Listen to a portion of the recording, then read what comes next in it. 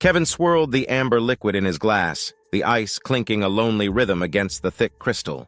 The watering hole lived up to its name, a refuge for those seeking solace in the dimly lit, smoke-hazed atmosphere. He'd come here to escape the relentless hum of his own thoughts, a familiar ache in his chest since his last job went south. The scent of stale beer and cheap cigars hung heavy in the air, a comforting if pungent blanket.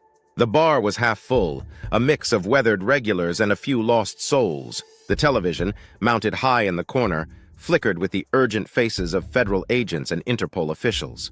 The news anchor's voice, a sharp contrast to the bar's low murmur, announced a worldwide manhunt for a financial mastermind. Simon, they called him, a phantom who'd siphoned over $1 billion from the mob and various cartels over the past 25 years. Grainy photos flashed on the screen, men in suits with grim expressions. Crazy world, huh? A voice smooth and low cut through Kevin's reverie.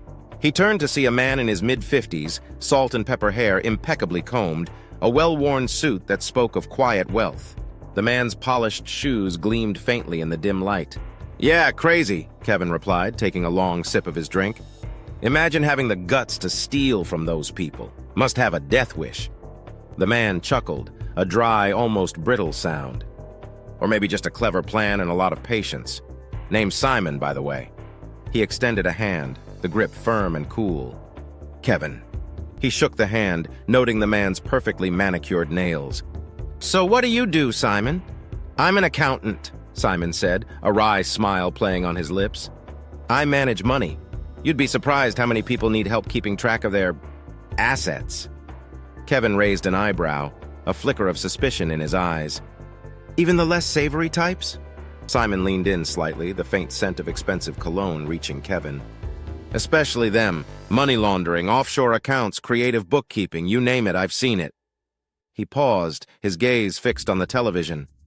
They say this Simon never left a trace, no digital footprint, no paper trail, just gone.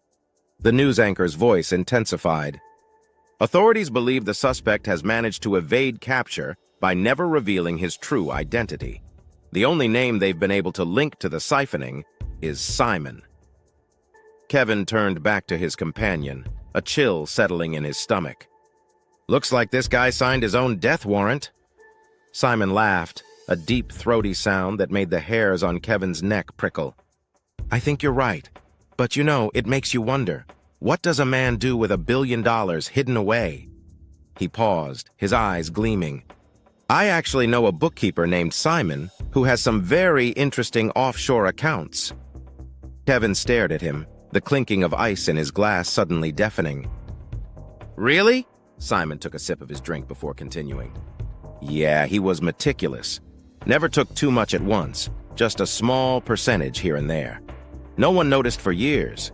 He hid his identity so well that even the people he worked for didn't know who he really was. Kevin leaned in, intrigued. And now they're looking for him? Indeed, Simon said. They've hired assassins, put $100 million bounty on his head, all to find him and get the information on the money and accounts. But he's a ghost. No one has ever seen him without his disguise. Kevin studied Simon's face, searching for any hint of deception. And you're not worried talking about this? Simon shook his head, his smile never wavering. Not at all. The man they're looking for is a master of disguise. He could be anyone, even someone sitting at this bar having a casual conversation. Kevin felt a chill creep down his spine. Simon finished his drink and stood up, placing a few bills on the counter. It was nice talking to you, Kevin. Be careful who you trust. With that, Simon turned and walked out of the watering hole, leaving Kevin with a gnawing sense of unease. He glanced at the television where the news anchor was still discussing the hunt for the elusive Simon. Kevin couldn't help but wonder if he'd just had a conversation with the most wanted man in the world. Kevin's mind raced as he left the watering hole. Every shadow seemed to hide a threat, every passerby a potential enemy. He kept glancing over his shoulder, half expecting to see someone following him. When he reached his apartment, he double-checked the locks and drew the curtains tight. The next morning, Kevin's phone buzzed with a text from an unknown number. Be careful who you trust. They're watching. S. His heart pounded. S. Simon, surely. But why the warning? And who was watching? Determined to find out more, Kevin visited the local library and scoured old newspapers. Articles about mob activities and financial crimes painted a grim picture, yet none of them mentioned Simon by name. He needed answers. That night, as Kevin walked home, a black SUV screeched to a halt beside him. Two burly men stepped out, their intentions clear. "Get in!" one growled, shoving Kevin into the back seat. The car sped away, leaving Kevin to wonder if he'd survive the night. Inside a dimly lit warehouse, the men circled Kevin like vultures. "We know you talked to him," one said, brandishing a knife. "Where is he?" "I don't know," Kevin insisted. "He just sat next to me at the bar. We talked, that's all." The interrogation was interrupted by a sudden crash. Simon burst in, using the element of surprise to overpower the men. He dragged Kevin out, and they vanished into the night. Kevin woke up in a dingy motel room, his head pounding. He groaned and tried to sit up, but his hands were bound to the bedpost. Memories of the chaotic escape flooded back. Simon pulling him through dark alleys, the rush of adrenaline and then darkness. The door creaked open and Simon walked in, carrying a tray with coffee and pastries. He set it down on the rickety table and approached Kevin with a nonchalant smile. "Good morning, Kevin. You had a rough night," Simon said, cutting the ropes that bound Kevin's hands. "Here, have some coffee." Kevin rubbed his wrists and eyed Simon warily. "What's going on? Why did you bring me here?" Simon handed him a cup of coffee and sat across from him. "We need to talk. The people after me are getting too close. I need to throw them off my trail." Kevin's stomach tightened. "What do you mean?" Simon took a deep breath. "I'm going to make you look like me. You'll be the bait." Kevin's eyes widened. "You're setting me up. They'll kill me." "Not if we do this right," Simon replied. "I have a plan, and if you follow it, you'll survive. Plus, there's a reward in it for you." Kevin stared at Simon, weighing his options. He had no choice but to go along with the plan. "What do I have to do?" Simon smiled and began outlining his strategy. "First, we need to alter your appearance. You'll wear a disguise similar to mine, and I'll give you some of my personal effects, things they'll recognize as mine. We'll create a trail that leads them straight to you." Kevin felt a lump in his throat but nodded. The next few hours were spent transforming him. Simon cut and dyed his hair, gave him colored contact lenses, and dressed him in a suit identical to his own. They practiced Simon's mannerisms and speech patterns until Kevin could mimic him convincingly. When the transformation was complete, Simon handed Kevin a briefcase. "This contains everything they need to think you're me, fake IDs, documents, everything. You'll head to a safe house I've set up. The mob and the feds will follow the breadcrumbs." Kevin's hands shook as he took the briefcase. "And what about you?" "I'll be long gone," Simon said, his tone casual but his eyes cold. "Remember, Kevin, this is the only way for both of us to survive. Now go. You have a flight to catch." Kevin left the motel room feeling like a lamb being led to slaughter. He boarded the flight to the safe house, knowing he was stepping into Simon's shoes that carried a target. The safe house was a nondescript apartment in a quiet neighborhood. Kevin set up the documents and personal effects as instructed, then waited. Each passing day stretched his nerves tighter. Sleep became impossible. Every sound felt like a knock on the door. Then it happened. Federal agents burst into the apartment, guns drawn. Kevin raised his hands, praying Simon's plan would hold. "Simon Bennett, you're under arrest," one of the agents declared as they slapped handcuffs on his wrists. Kevin was led away, heart pounding. Through the window of the federal car, he spotted a familiar face in the crowd. Simon, standing at a distance with a satisfied smile. In the interrogation room, Kevin stuck to the script. He claimed to be Simon, admitting to theft but refusing to reveal the locations of the offshore accounts. The agents pressed him, but Kevin held firm, knowing his life depended on it. Meanwhile, Simon vanished without a trace, leaving Kevin as the mob's and the feds' new fixation. After days of relentless interrogation, Kevin was offered a deal. Cooperate, and he'd be placed in protective custody. Realizing this was his best chance, Kevin agreed. He gave them just enough information to satisfy their demands, ensuring they believed he was Simon Bennett. Months passed. Kevin, now under a new identity, lived in quiet anonymity.